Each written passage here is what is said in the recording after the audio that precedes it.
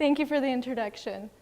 Now, the New York Times reported that 75% of people will experience foot pain. Now, much of this pain can be attributed to wearing shoes that don't fit or by forcing your foot into a natural position, similar to how I'm feeling in these heels right now.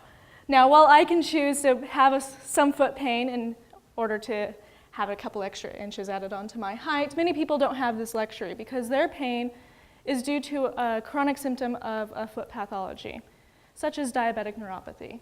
Now, in order to understand really what happens in a pathological state of the foot tissue, we must fully understand what happens in a healthy state so we can determine what changes happen.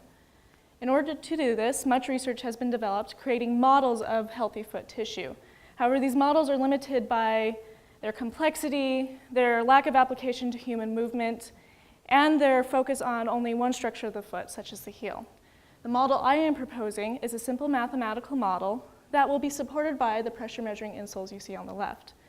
In order to do this, I will have volunteers walk in the pressure measuring insoles. As they walk, I'll collect compression area and the force data experienced by the tissue.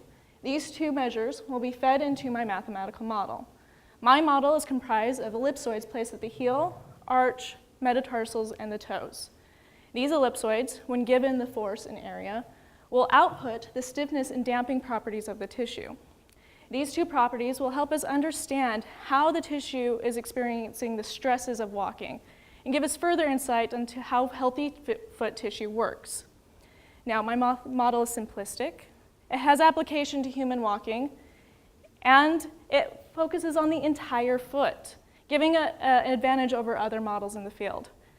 Furthermore, it's supported by the pressure measuring insoles, giving it a clinical potential, where we can take this into a clinic and have people walk in these insoles, and we'll be able to determine what's going on with their feet.